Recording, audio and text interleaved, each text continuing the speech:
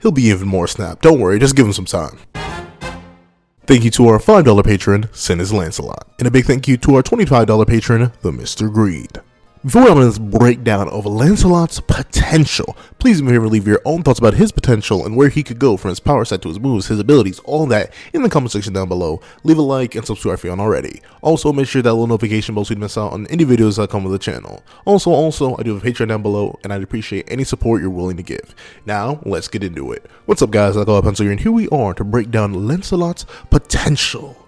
And I feel like this is a pretty spicy topic considering how strong Lancelot was already revealed to be, right? Notably, I wanted to get this video out before Lancelot was even revealed. I wanted to get all the knights out before they get revealed. But looking at the rate that's going, that's not going to happen. But what excites me is that I have a basis to start from. Having Lancelot's design means that I don't just draw him up from scratch essentially by going off his old one-shot design. So that's perfect for me in the whole artistic sense. However, secondarily, in the potential sense, I believe Lancelot is actually even more insane than I thought he would be before actually seeing him. Because what we've seen from him already is that he has full mastery, and maybe not, who knows, maybe he could still grow, but full mastery over some of his fairy abilities. And by some, I mean transforming and heart reading.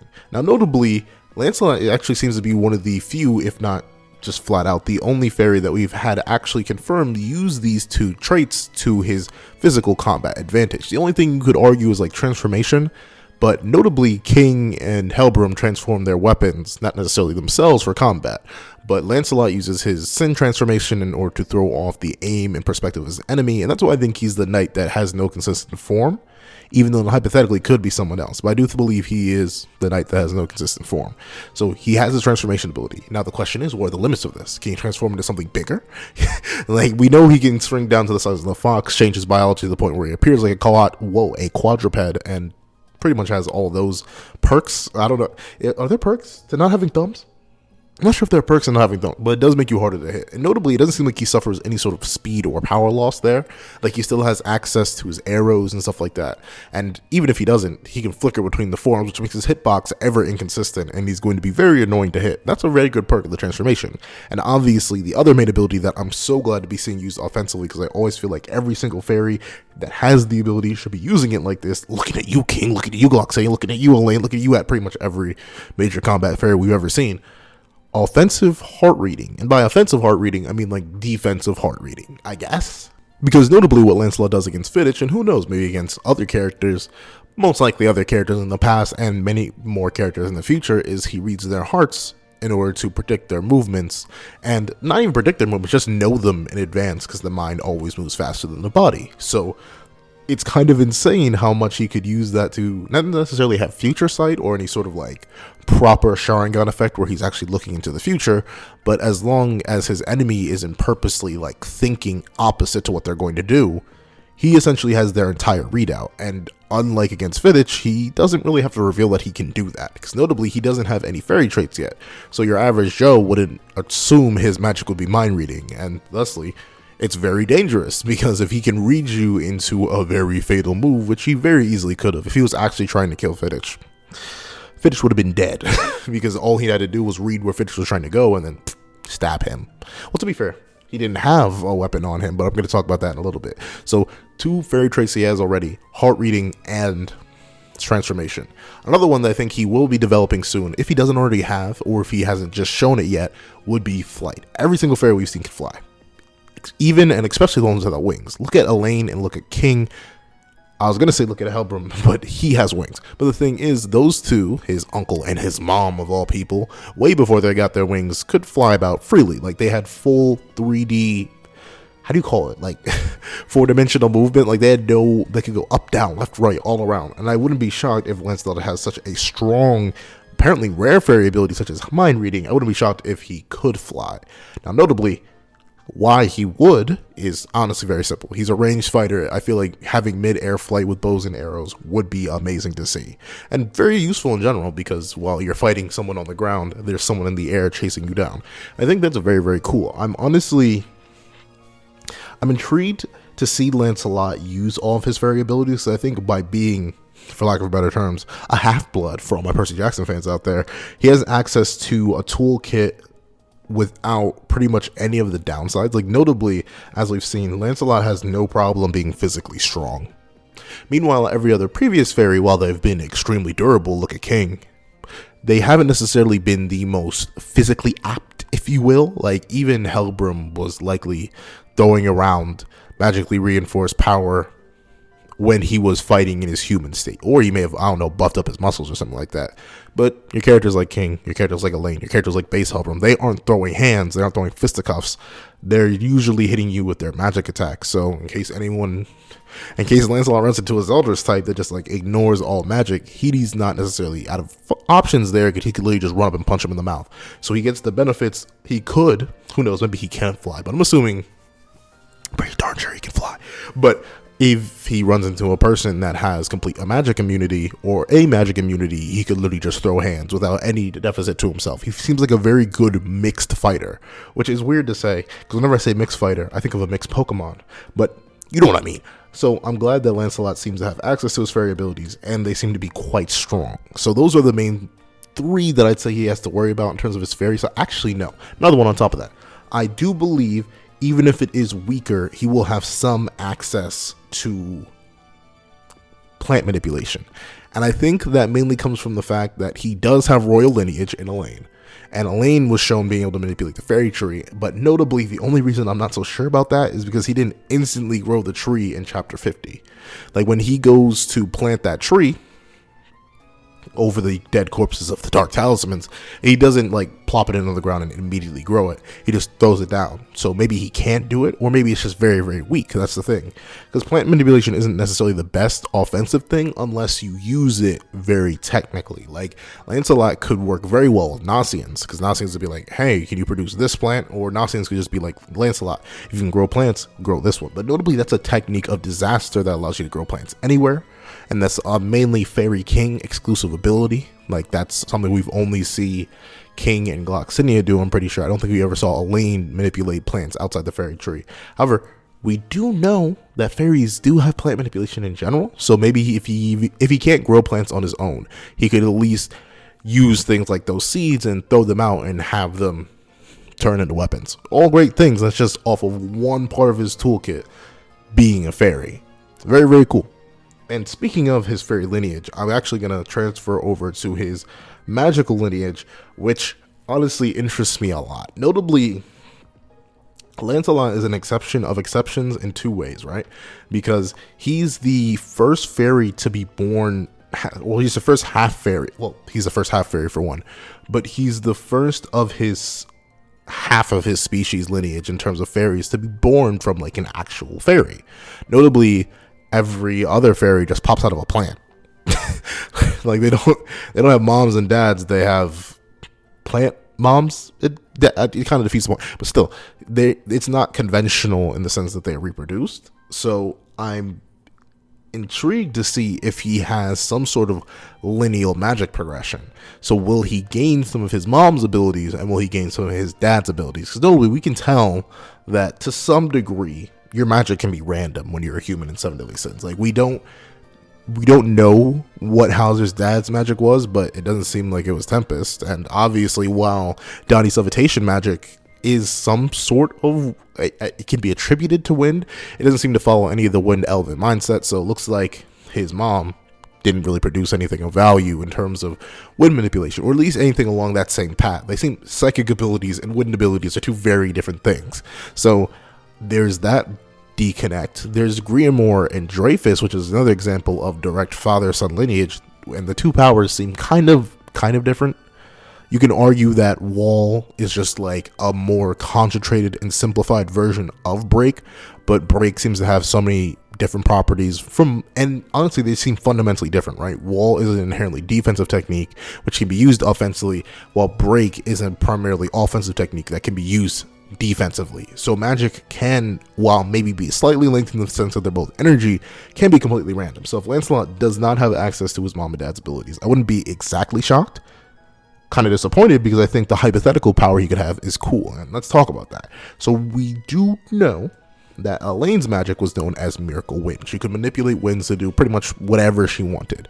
She could have them blow, suck, dry, gobble, gurgle, well, wrong thing. But essentially, she could control winds of all factions and manners, and then they could have varying levels of force. Like they could be sharp, strong, all that stuff like that. Essentially, she had Tempest and also Tornado, but like she was like directly in the middle of there. Honestly, you could argue Hauser had better wind showings, but still, in terms of raw power, she's likely above Hauser but below Sario. But what makes me excited for someone like Lance is that infused with the power of his father, which is Snatch/Gift. I think Lancelot's special ability, if he would have one, would be strength allocation. I wasn't sure how to portray that in the drawing because he doesn't have many gains revealed and his pants are pretty baggy. But like, I think he'll be able to circulate wind around that will have the properties of Snatch. So say you're fighting Lance, right? And he blows a wind towards you. So as the wind, he pulls a wind towards you. So as the wind goes through you, it takes your strength, takes your stamina, takes your magic, and then plants it in whatever he decides, which would kind of fuse both Snatch and Gift. He can essentially reallocate the resources of a person he's in battle with. So if he needs to get stronger, he can take someone's strength by blowing the wind on them. And is this better or worse than Snatch and or Miracle Wind individually? I do think it is a substantial buff to Miracle Wind because that's the thing. If they maintain a constantly fused property, like you cannot remove, like you can't damage somebody because it's all Snatch focused, but even then, it's controlling wind. You can only really go up from that. Like the only way you can go down is if Lance couldn't control wind. So I think if he has the wind control ability, then that's going to be one thing that he's going to enjoy a lot, because obviously he could increase his speed in the air, he could move around faster, he could obviously misdirect attacks that are fired at him with wind. All that's good. And by adding the Snatch component or the Snatch/Gift component on top of that, he would have access to it's gonna sound weird, but a reallocation of funds, right? Like say his team is running low on stamina and Percival can't get that hope amp up. All he has to do is use his, what would you call it? Thieving Wind. I think that'd be the best way to name his magic if you had to go with it. Like Thieving Wind, or I think Miracle Wind and Snatch/Gift. I think Thieving Wind would be the best. And it kind of fits Lance's personality, right? Dude that is about that action, but still he's kind of shifty, he's kind of indirect about it. So losing your strength directly by someone just glaring at you and using something like Hunter's Festival in the case of Bond, maybe that's not Lance's style. However, taking your power away from you and then reallocating it to himself and his allies does seem pretty cool.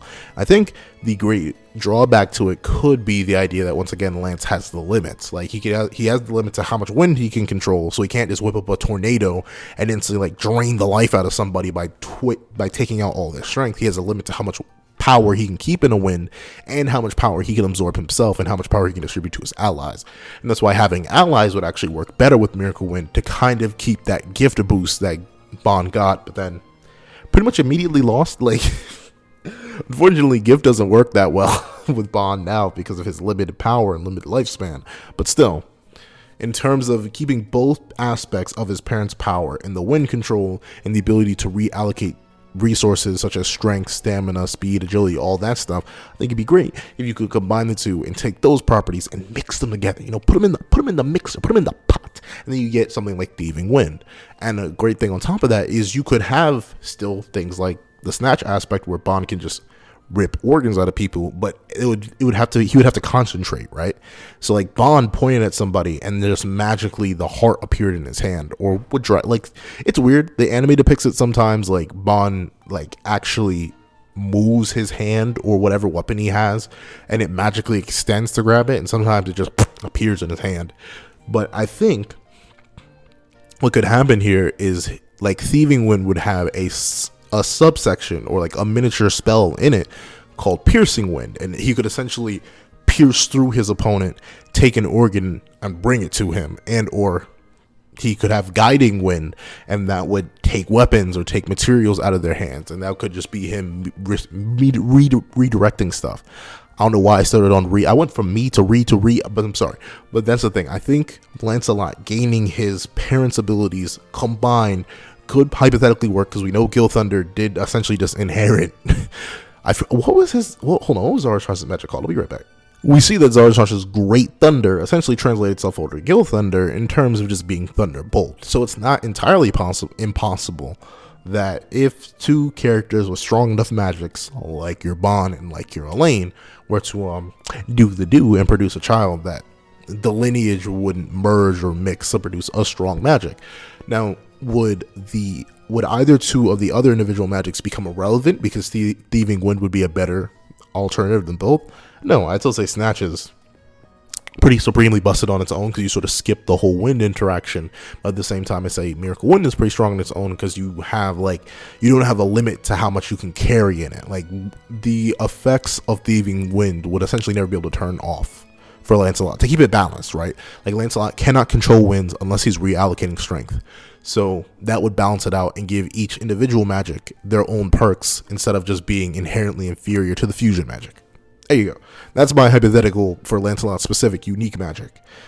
Lancelot's wings. That's another thing we need to discuss. I kind of forgot to talk about in his fairy biology. I do think Lancelot will get wings. However, I think he's going to be in the Dahlia situation where he only has one set.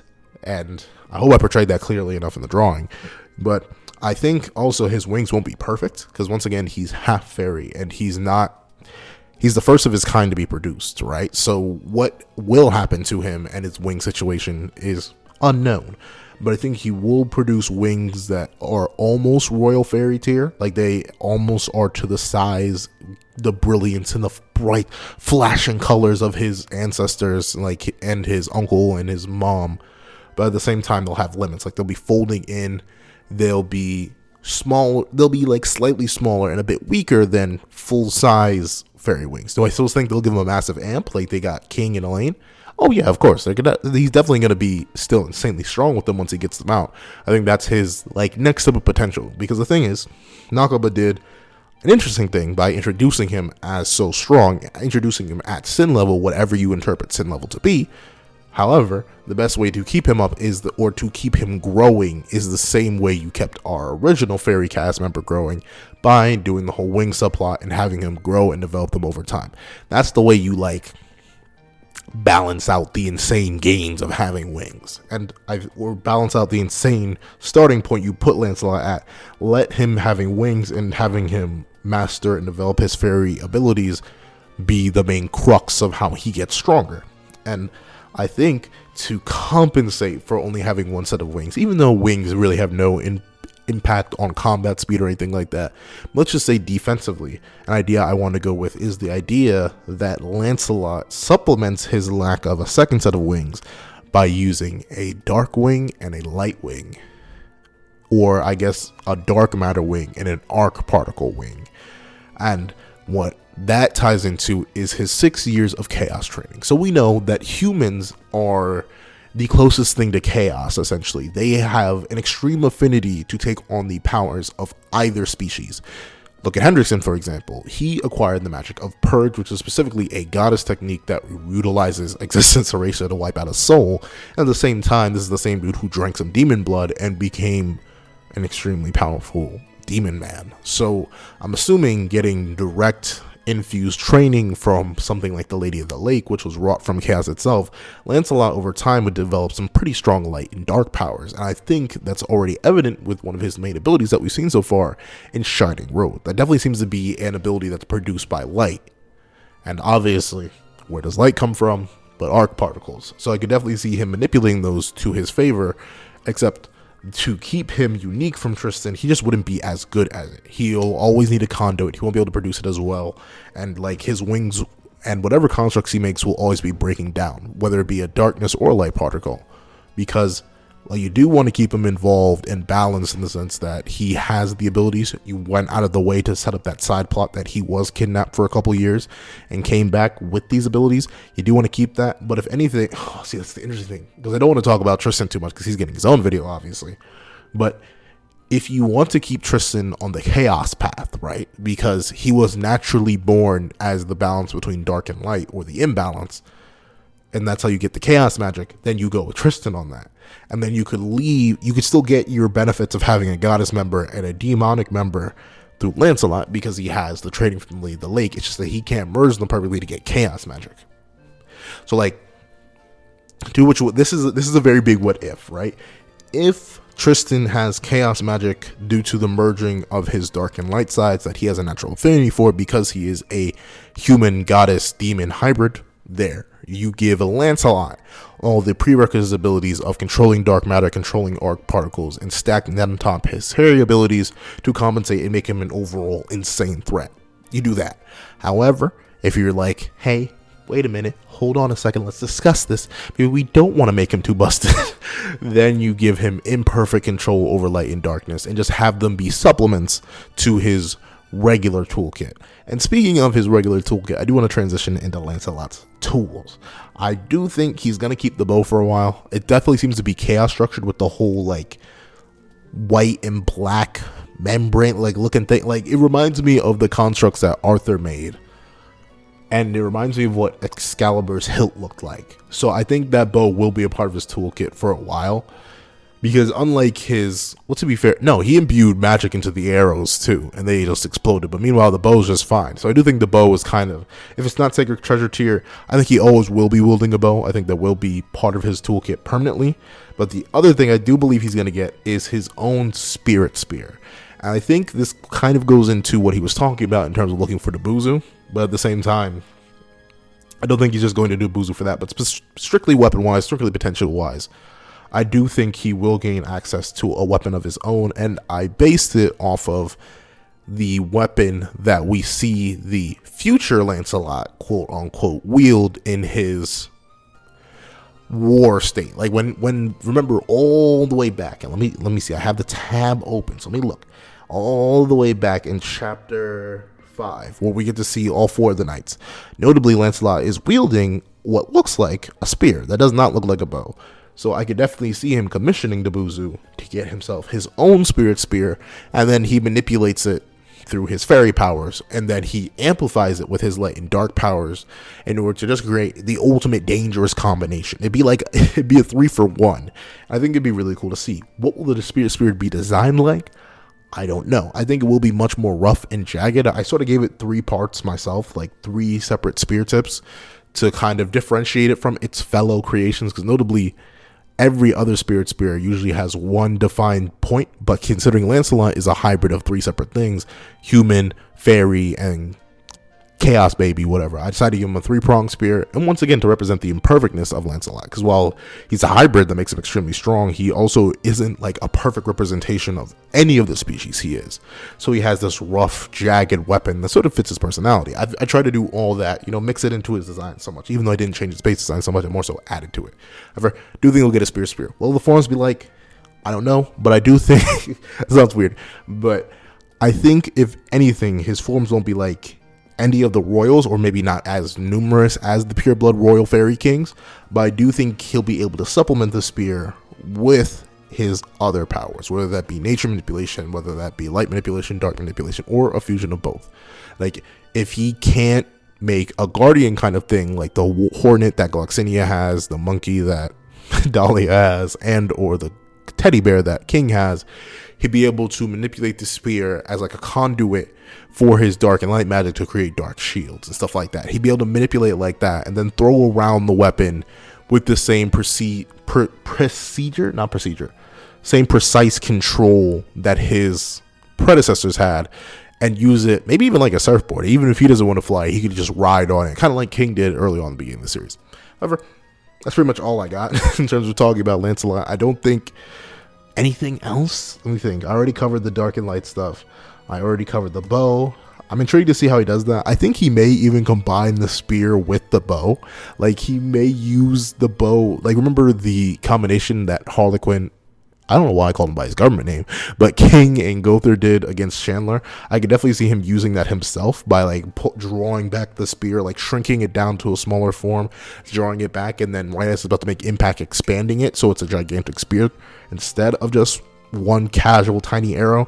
That would be really, really cool. But and there we go. Covered his weapon, 2 sides of his magic in terms of the natural magic you could possibly obtain, and the hypothetical super magic you could obtain with the chaos training, the wings, everything like that. I do think that's it. However, I am confident to say that I missed something. So if you have anything else that you think Lancelot will definitely develop over his time as a character in terms of his raw strength, his physical capabilities, and status, please don't be afraid to tell me in the comment section down below. Leave your own theories, leave your own designs. I'm super happy to see all that all down there down below. Thank you guys so much for watching, and please remember to like, share, comment, and subscribe, and hope you guys have a wonderful day. Also, I do have a Patreon down below, and also I do have a notification bell. Please go down there, check out both. I'd appreciate any support and any notifications you're willing to get and give. Thank you guys so much for watching once again, and I hope you guys have a wonderful day. This is That Guy with the Pencil, writing off.